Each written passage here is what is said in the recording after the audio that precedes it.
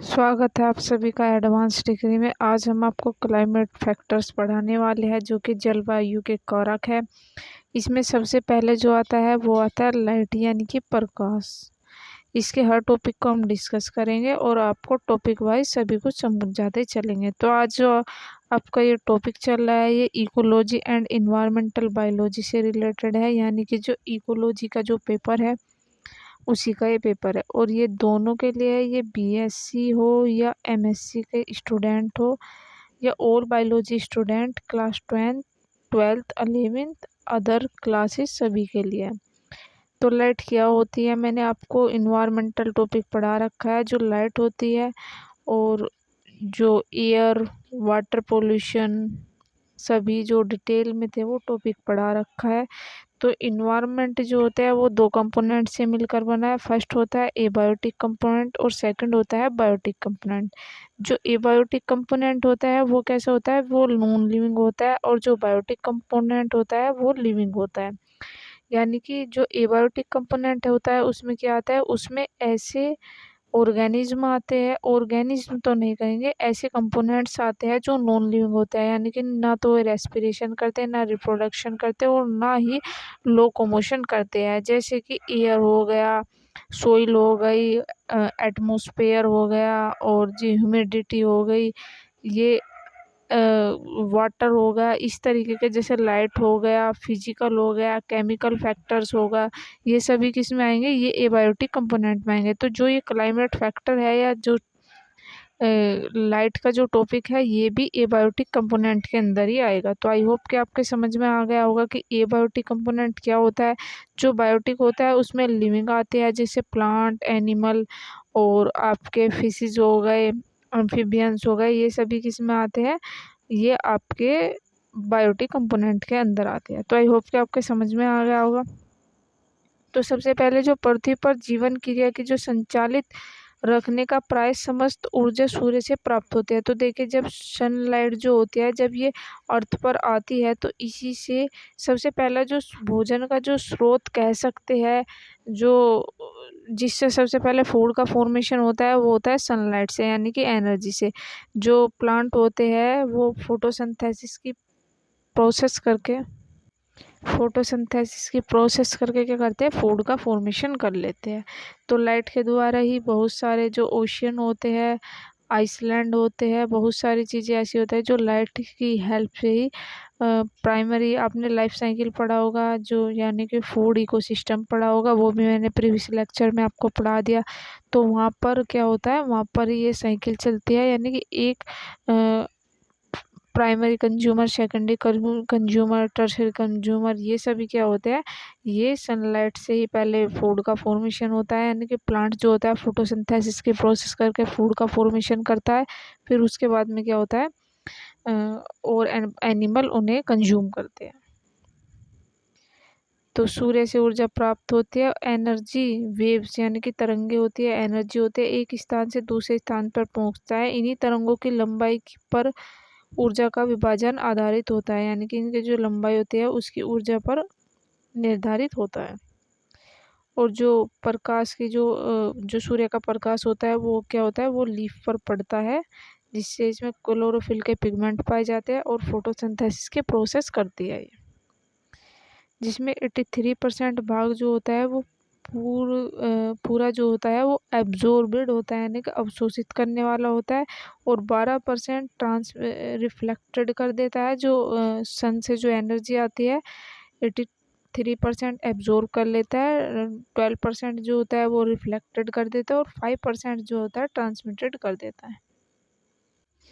अब बात करेंगे इसमें ह्यूमिडिटी की। कोहरा, फॉग व बादलों की उपस्थिति में घट जाती है। इसके अलावा पृथ्वी पर यानी कि कुछ जो बची हुई होती है, जो कोहरा होता है और फॉग होता है, और कुछ बादलों में जो एनर्जी होती है वो रुक जाती है जो सूर्य से आती है। इसके अलावा पृथ्वी पर पड़ने वाले कुल प्रकाश की जो मात्रा है वो मौसम देशांतरों के लैटिट्यूड, ऊंचाई, एल्टीट्यूड का वातावरण विभिन्न दशाओं में दर्शाया गया है। अलग अलग प्रकाश का प्रभाव निम्नलिखित पादप में पर पड़ता है। तो पहला जो है वो फोटोसिंथेसिस के प्रोसेस है, मैंने अभी बताया। कोई भी प्लांट जब होता है वो क्या करता है, वो फूड का फॉर्मेशन करता है, कोई भी लीफ हो गई, वो ग्रीन कलर की क्यों पाई जाती है? क्योंकि वो सन से क्या करती है, वो फोटोसिंथेसिस की प्रोसेस करती है और उसी से जो सन होता है, सन से क्या आती है, रेज जब उस लीफ पर पड़ती है तो ये कर करते हैं, फूड का फॉर्मेशन करते हैं, यानी कि पिगमेंट की हेल्प से फोटोसिंथेसिस की प्रोसेस का क्या करते हैं कि फूड का फॉर्मेशन कर लेती है।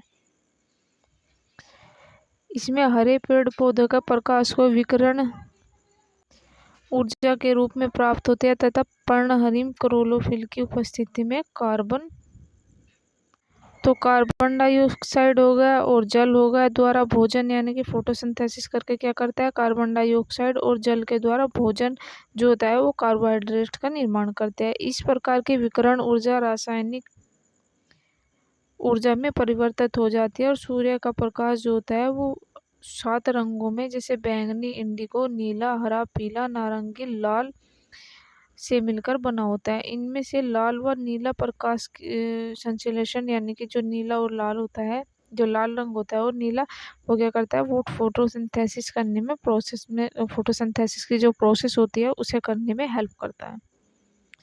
और इसमें प्लास्टिड का विकास में वृद्धि होती है। लगभग 15 फीट की गहराई में डूबी हुई अवस्था में पाए जाने वाले प्रकाश की कम मात्रा पहुंच पाती है। इनमें प्रकाश संश्लेषण की क्रिया न बराबर होता है। अब देखते हैं ट्रांसपायरेशन, यानी कि वाष्पोत्सर्जन। तो जो ट्रांसपायरेशन है, इसकी क्रिया पत्ती के तने जो होते हैं, यानी कि जो ब्रांचेस होते हैं, शाखाएं जो तने होते हैं, उनके रंध्रों में, यानी कि स्ट्रोमेटा पर निर्भर करती है। जो स्ट्रोमेटा होता है उस पर निर्भर करते हैं। रंध्रों यानी कि स्ट्रोमेटा का खुलना और बंद होना प्रकाश पर निर्भर करता है। जब ये स्ट्रोमेटा ओपन होते हैं और क्लोज होते हैं तो ये क्या करते हैं, ये भोजन को स्टोर करने का काम करते हैं स्ट्रोमेटा। इस प्रकार वाष्पोत्सर्जन की क्रिया पर प्रभाव पड़ता है और प्रकाश तीव्रता में यह क्रिया तेजी एवं कमी की धीमी हो जाती है। अब देखते हैं इसकी मूवमेंट। प्रकाश की जो उपस्थिति में कुछ पेड़ या उनके भाग गति करते हैं, तो इस प्रकार के प्रभावित गतियों में प्रकाश अनुवर्तन गति, यानी कि फोटोमॉर्फिज्म मूवमेंट कहते हैं। तो क्या करते हैं, इसमें तनाव प्रकाश और वृद्धि करता है तथा जड़ अंधेरे में वृद्धि करती है। तो जो जड़ होती है वो कहाँ पर, यानी कि जो रूट होती है वो कहाँ पर वृद्धि करती है, वो अंधेरे में करते हैं। तने द्वारा गति का धनात्मक, यानी कि पॉजिटिव फोटोप्रिज्म मूवमेंट, जड़ों की गति ऋणात्मक भी होती है और नेगेटिव भी होती है। अब इसमें देखते हैं बीजांकुरण ये क्या होता है। तो देखिए जो सीड जर्मिनेशन होता है वो कैसे होता है, तो देखिए जो सीड जर्मिनेशन होता है, प्रकाश द्वारा प्रभावित बीजों को लैक्टियस, इवनिंग प्रेम, प्रिमरोज और घासों आदि का अंकुरण के लिए प्रकाश की आवश्यकता होती है। इसके अंकुरण में लाल प्रकाश सबसे अधिक प्रभाव डालता है। तो देखिए जो रेड कलर का प्रकाश होता है, जो लाइट होती है, वो सबसे ज़्यादा, तभी तो ग्रीन हाउस में इन्हें रखा जाता है और इनके लिए नर्सरी वगैरह बनाए जाते हैं, जिससे जो सीड है उसे लिमिटेड ही रेज मिले या लाइट मिले या प्रकाश मिले। इसी की उपस्थिति में अंकुरण शीघ्र एवं अधिक होता है। सूर्य के तेज प्रकाश में ही फल फूल एवं बीजों का निर्माण होता है। तो कहाँ पर होता है, जो सूर्य का प्रकाश होता है उसमें ही फल फूल का निर्माण होता है। इस प्रकाश जातियों एवं प्रजातियों के फलने व उनके जीवित रहने में सहायता प्रदान करती है। तो प्रकाश के द्वारा विटामिन ए, कैरोटीन्स का निर्माण होता है। तो किस चीज़ का लाइट के थ्रू फॉर्मेशन होता है, जो कैरोटीन्स ए होता है उसके थ्रू होता है। कुछ पौधों में जैसे कैबेज, लेट्यूस, चाय आदि प्रकाश की कम मात्रा में उनकी लंबाई, कायिक वृद्धि और रचना में सहायता करती है। तो देखिए ये जो चाय का भी पौधा होता है उसे भी ज़्यादा धूप की जरूरत नहीं होती, जो कैबेज होते हैं उसे भी ज़्यादा जरूरत नहीं होती। तो क्या होते हैं, उनकी वृद्धि होती है। प्रकाश पौधों वृद्धि करने के लिए हार्मोन ऑक्सीन्स के उत्पादक को रोकता है, जिसके फलस्वरूप लंबाई, आकार, आकृति आदि में परिवर्तन आता है। तो देखिए क्या करते हैं, ये ऑक्सीन जो होते हैं उसके प्रोडक्शन को रोकती है। इसके फलस्वरूप जो हाइट होती है, शेप होती है, जो साइज होती है, उसमें भी परिवर्तन लाती है। और प्रकाश का अभाव में शिशु सीडलिंग अधिक लंबा पीला हो जाता है। और प्रकाश के कम या अधिक होने के जीवदल या जीवकला फोटो ऑक्सीडेशन विकर पर प्रभाव पड़ता है, जिसके फलस्वरूप श्वसन क्रिया भी घट जाती है। अब देखते हैं फोटो पैराजिट। तो देखिए इसमें क्या है, इसमें पौधों के फूलने, फलने, वृद्धि, प्रजनन, रिप्रोडक्शन, ग्रोथिंग, भौगोलिक वितरण, प्रकाश की अवधि, ड्यूरेशन पर प्रभाव पड़ता है। प्रकाश की इस अवधि को दीप्तिकाल फोटो पीरियड तथा प्रभाव को दीप्तिकाल फोटो पीरियडिज्म कहते हैं। दीप्तिकाल के आधार पर निम्नलिखित वर्गों में विभक्त किया गया है। देखिए आपके सिलेबस में जो है वो इसमें प्लांट इन पौधों के पुष्पन के लिए निर्त्याक दीप्तिकाल यानी कि क्रिटिकल फोटो पीरियड से अधिक प्रकाश की आवश्यकता होती है। इसमें एक काल दिया हुआ है यानी कि प्लांट का कितना काल होना चाहिए। इसके अंतर्गत ग्रीष्म काल में पौधे आते हैं जैसे हेन बेन, पालक, गेहूँ, यानी कि ये क्या होते हैं, ये कुछ समय के लिए प्लांट होते हैं और इनमें कुछ लिमिटेड ही फोटोसिंथेसिस की प्रोसेस होती है। आपने देखा होगा जो पालक होता है उसमें आयरन की मात्रा सबसे ज़्यादा पाई जाती है। तो गेहूँ होते हैं, जौ होते हैं, तो इनमें कार्बोहाइड्रेट भी बहुत ज़्यादा मात्रा में पाया जाता है। अब देखते हैं शॉर्ट डे प्लांट, ये कौन से हो गए, ये लॉन्ग डे प्लांट हो गए, ये हो गए शॉर्ट डे प्लांट। यानी कि जैसे गेहूँ है, गेहूँ को ज़्यादा से ज़्यादा धूप चाहिए होती है, जौ होते हैं उन्हें भी ज़्यादा से ज़्यादा धूप चाहिए होती है। अब देखते हैं शॉर्ट डे प्लांट्स।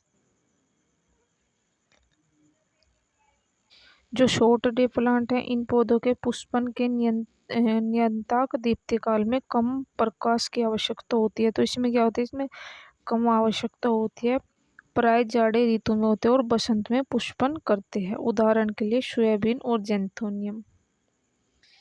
तो देखिए ये होते हैं जो सोयाबीन होते हैं, इसमें क्या होते हैं, ये जाड़ मतलब सर्दियों की फसल है और बरसात की। ये तेज जो बरसात होती है और जो तेज सर्दी होती है तभी ये ग्रोइंग करते हैं। अब देखते हैं फोटो न्यूट्रल प्लांट यानी कि उदासीन प्लांट। इन पौधों में पुष्पन दीप्तिकाल का कोई प्रभाव नहीं पड़ता, जैसे टमाटर, मिर्च, सूरजमुखी, कपास। तो ये ऐसी फसल होती है जिन पर कोई प्रभाव नहीं पड़ता।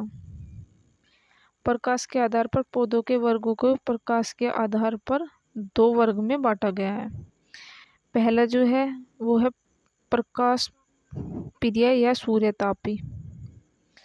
तो इसमें क्या है, इस वर्ग के अंतर्गत वे पौधे आते हैं जो खुले एवं अधिक प्रकाश वाले स्थानों पर उगाए जाते हैं, जैसे चीड़ हो गया, सागौन, सूरजमुखी। दूसरा जो है छाया प्रिय यानी कि जो छांव में रहने वाले प्लांट हैं। इस वर्ग के अंतर्गत वे पौधे आते हैं जो छायादार स्थानों पर उगते हैं, टेक्सस एबिस पाइसिया। तो ये काफ़ी अच्छे टॉपिक थे। और तो इसी के साथ आपका ये टॉपिक कंप्लीट होता हुआ, अगले वीडियो में हम इसके टेम्परेचर के बारे में बात करेंगे। जब तक के लिए आप हमारे चैनल से जुड़े रहिएगा। तो थैंक यू गाइस, मिलते हैं किसी नए टॉपिक के साथ में। जब तक के लिए आप हमें लाइक कीजिए, सब्सक्राइब कीजिए और शेयर कीजिए और कमेंट करके ज़रूर बताइएगा वीडियो कैसा बना है।